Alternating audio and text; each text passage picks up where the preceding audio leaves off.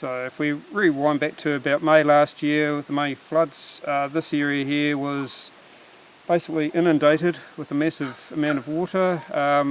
Massive volumes of water overtopped this dam here. It caused damage on pretty much every structure heading upstream from here, right up through to Stratton Street, which is where the Ranger is based, right the way down through to Cornish Street, which is the main Petone entrance. And there I'd say there'd be about 90% of structures were damaged in some way, shape or form due to the floods from scouring, washing away. Some were washed away about 300 metres downstream. We picked them up in the debris screens. The water levels got up quite high.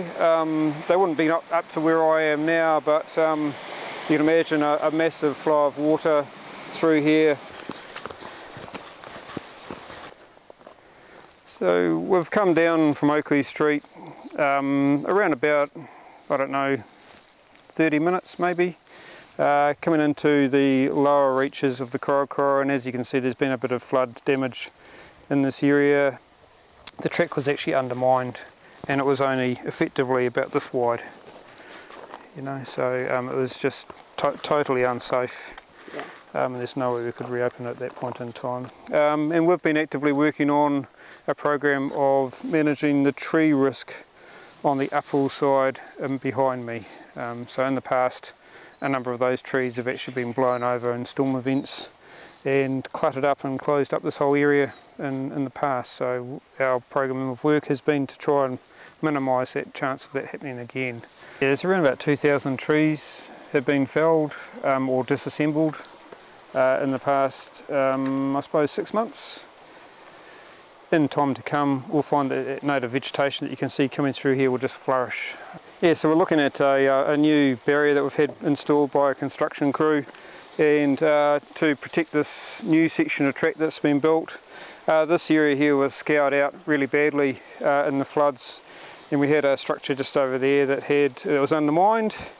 So what we've done is we've well and truly protected this track surface, proper bench track, built onto rock, so this thing isn't going to move at all in years to come.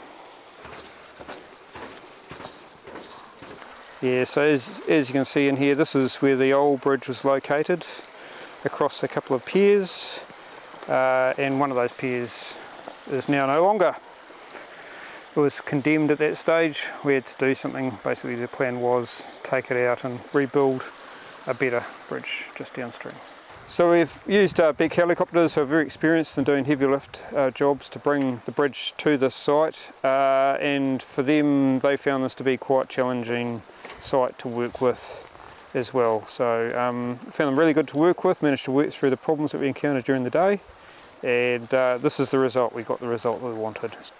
It was a challenging site in the sense that the abutments that the bridge rests on were in sight, placed already, so we needed to get basically a rectangle box into another rectangle without getting it wedged very simply. So it's basically tricky, very tricky job. And as you can see here, nice and wide, and we'll be meeting our standards once we've finished the handrails on this new bridge.